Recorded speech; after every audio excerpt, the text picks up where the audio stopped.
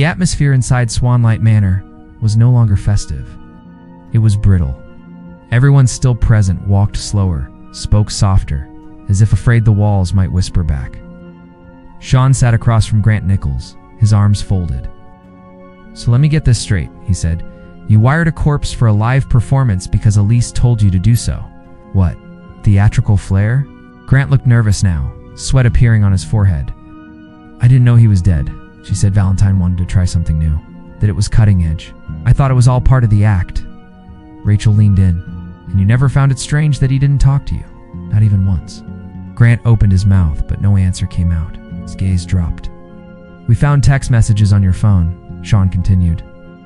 "From Elise, she asked you to delete the transmitter logs and said not to speak of your involvement." That cracked him. "She told me it was a publicity stunt," he said at last. "She said Valentine was retiring and wanted to go out with a bang. I thought it was weird, but it's showbiz. People fake their deaths all the time. Except this one wasn't faked," Rachel said. Shawn had Elise brought in again. She entered more composed this time. Her arms were crossed, but her eyes betrayed her. "Why don't we skip the act?" Shawn said. "You killed him." Elise said nothing. "We know about the puppet strings, the transmitter, the refrigeration chemical laced into his costume to preserve the body." Grant confirmed everything. Still nothing. "You were the last person to see him alive, or rather the first to see him dead. You laced his drink with a paralytic, then smothered him before dressing the body." Elise closed her eyes. Her voice was almost a whisper. "You don't understand. Try me," Shawn said. She stood slowly. Her mask, simple black-laced, trembled in her hand.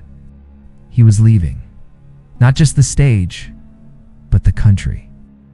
He said he was done with silent shows, that the world was too loud for silence to mean anything anymore. He was going to speak. Right. Reveal everything. "Reveal what?" Rachel asked. Elise looked down. That he wasn't alone.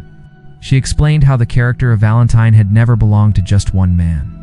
It was a persona passed between performers, a myth sold to the audience. A rotating act with one face, one mask.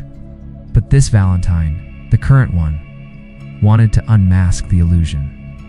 He was going to expose all of us. End it all. "I couldn't let that happen," she said, shaking.